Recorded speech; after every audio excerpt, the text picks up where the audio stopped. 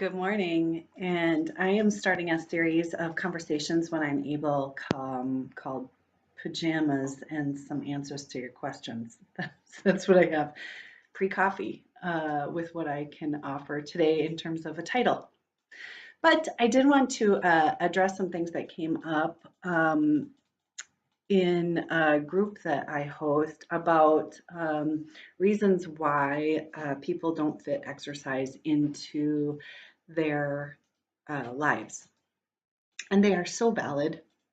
So I just want to say, first of all, this isn't about shaming you for how you feel about not exercising or adding to the load of shoulds that you feel with regard to exercise. This is simply about maybe offering some ideas about how to reframe, how to reapproach, and maybe to reduce the shoulds so that you can kind of come at exercise maybe from a different angle, if that makes any sense. So let's just go through the list and we'll just talk about it, all right? The first one that comes up often is I don't have time.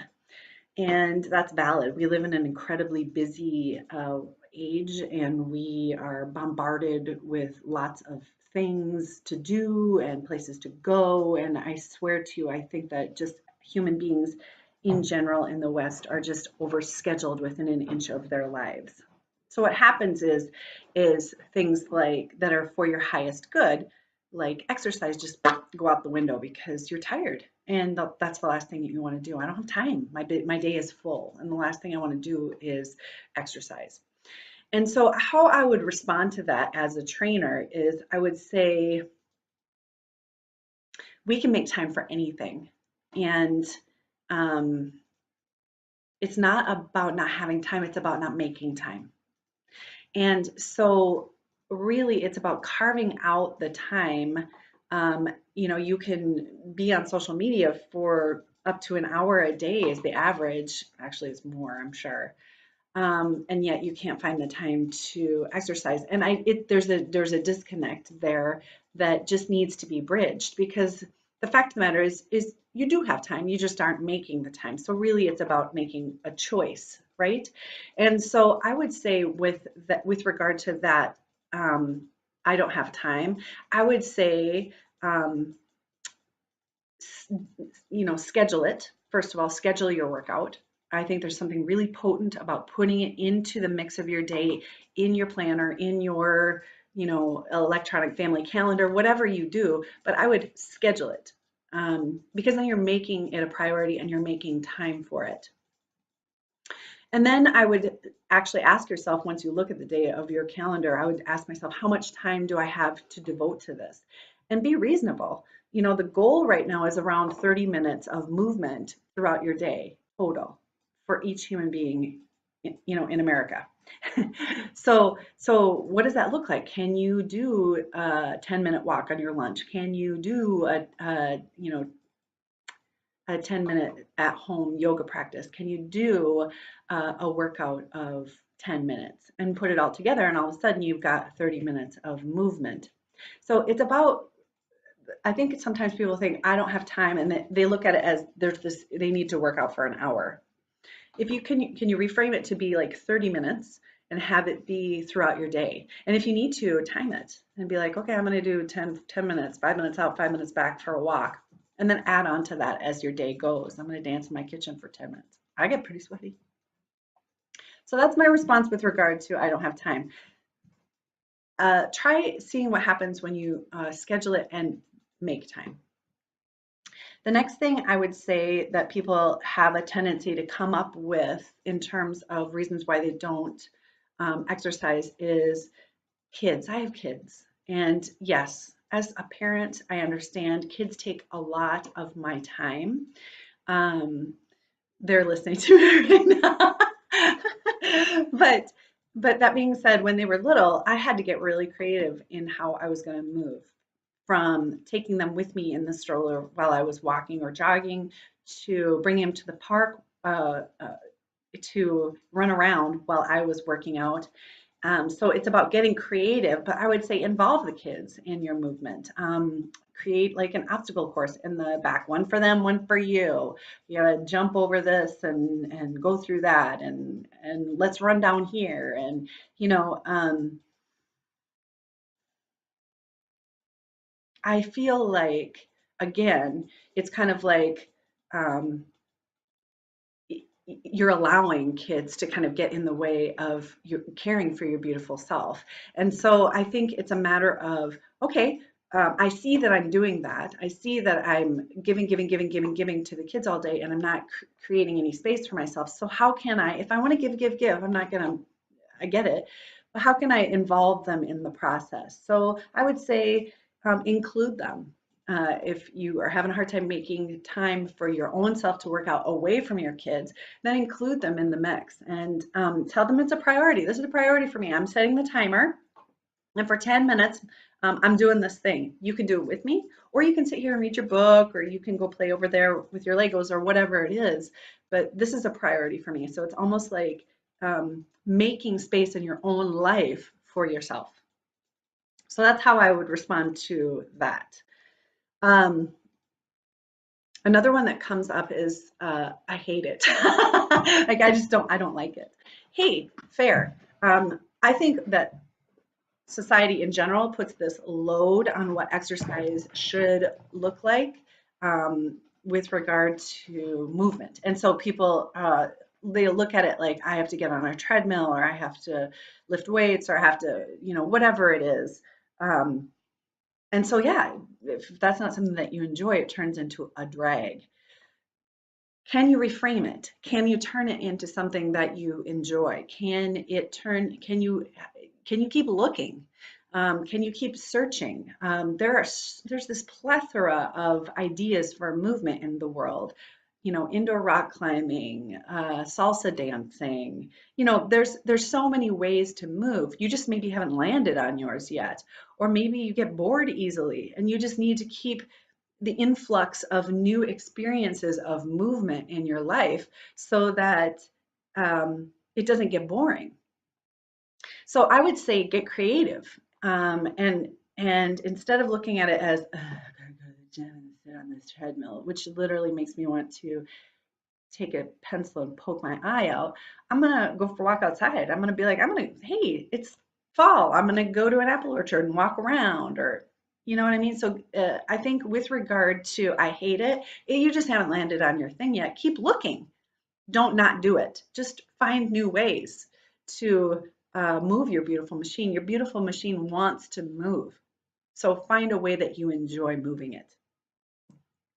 Okay, soreness. You know what? This is actually one of my three things that makes me stop working out is extreme soreness, delayed onset muscle soreness. Yes, and sitting on your butt isn't the best thing that you can do to heal from it. And I'm a big fan of rest, but you can also do what's called active recovery. So if you're sore, you could be creative in how you move. It doesn't have to mean going back into the gym, but it could mean going for a walk. It could mean going to a yoga class. It could mean gentle stretching.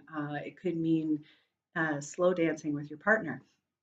So reframe soreness and be like, how can I move today that doesn't exacerbate my pain, but also I'm still moving. I'm still moving my body, moving my beautiful body. All right. I'm already tired. I'm already so tired. I'm just so tired. I don't wanna. I think I don't wanna is gonna be different from I'm so tired.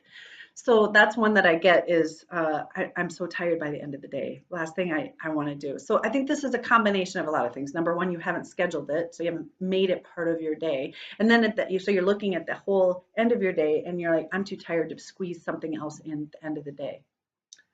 Something to pay attention to is maybe you're not an evening exerciser. I am not an evening exerciser. In the evening, I have my pajamas on. I am not interested in working out in my evenings. So then what people come back with is, well, that's the only time I have. I'm going to disagree with you there. You could put it in the mornings. You could wake up a little earlier and put it in the mornings. But what about my sleep? Go to bed a little earlier, right? You see how what happens is it's kind of this moving target. And ultimately, what the piece of the puzzle we're going to get to is I just don't wanna. That's coming. But I would say with regard to I'm already tired, I would say then find another place in your day to put it. If you're not at the end of the day an exerciser, put it in somewhere else. Try in the mornings, try on your lunch hour. Schedule it. Yeah, see if you can get in earlier. Or when you first get home, before you sit down, then maybe that's where you put it is, a walk right when you get home with the dog and the kids or. Um, it takes too long to see and feel results. This is something I think it's really an interesting thing that comes up. People will say, it's just not worth it. It's just not worth it to exercise because it just takes too long to feel and see results. Here's what I say to that. That is a very loaded thing that you're saying because what you're saying is that exercise is tied to some external benefit. And that is really what I'm trying to teach people to unhook from. What I'm teaching people to unhook from is that exercise is to get you from point A to point B in a physical way. What happens is if you exercise and take sweet care of your beautiful machine, the physical stuff will settle in. But that shouldn't be your primary focus. There's my should, I'm sorry.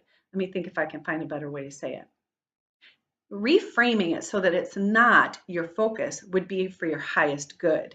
Because exercising for a result like that is loaded and counterproductive. Versus, I would say, making it about how you feel. I would push back a little bit if someone said it takes too long to feel results.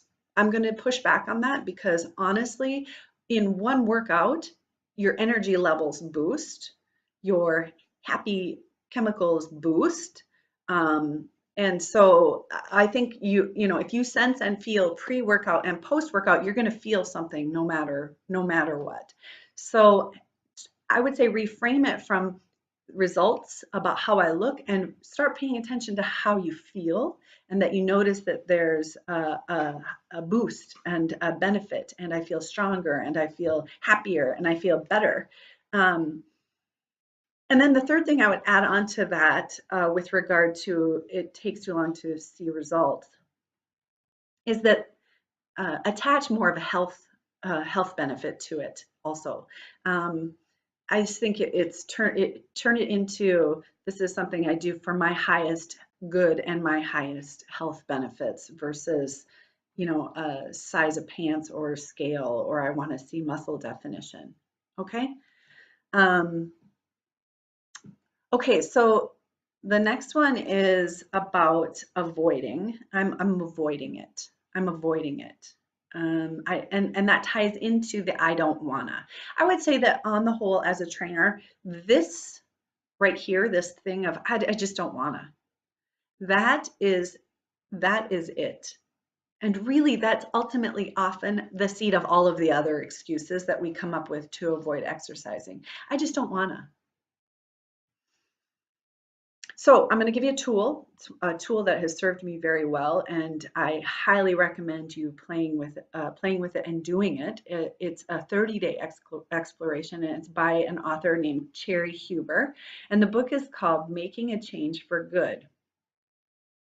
And it plays with this idea of why do we get in our own way when we're trying to do something for our highest good? Why do we get in our own way and sabotage ourselves when we're trying to do something that is for our highest good? Why? And that's what this book helps uncover. It kind of helps you kind of start playing with the voices that come up. The I don't wanna voice that comes up. The you're not doing it right voice that comes up, and it brings these voices up. It helps you take a look at them, and it helps you say, yes, I hear you, and you're not acting for, you're not me, and you're not helping me reach my highest good. You're not helping me do this thing that's helping me reach my highest good.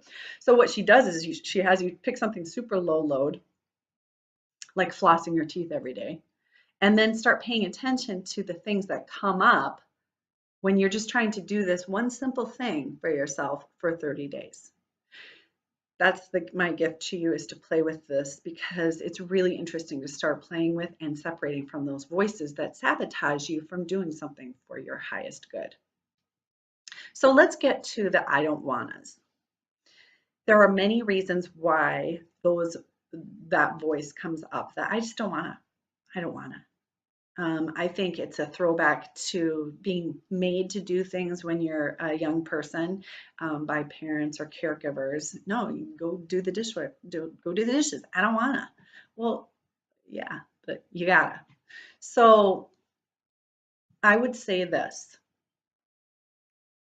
I would think about maybe playing with, besides the book, do the book, but playing with, this is from Practical Patty here. I would say play with alternating. So every day that voice is going to come up. Every day that voice is going to be like, I don't want to.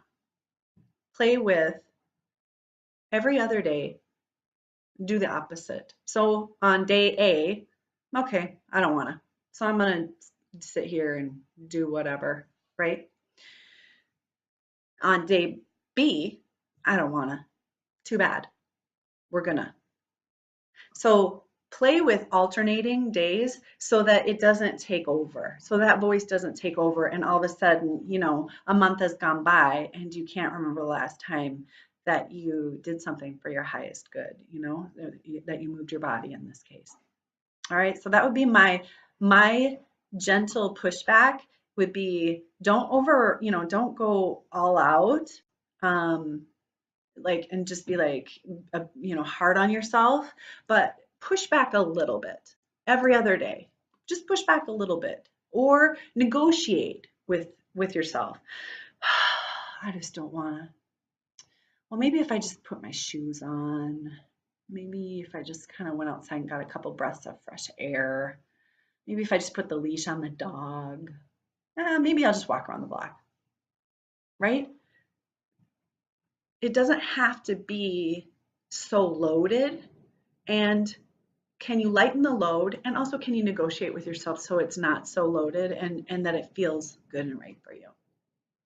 So these are my ideas for when you just don't feel like exercising. I hope you enjoyed this. If you have any feedback, please give it to me. I'd love to hear from you, and I want you to know I understand. And this is stuff that I work with every day, and so you're not alone. And yeah, good luck. I hope it works out for you. See ya.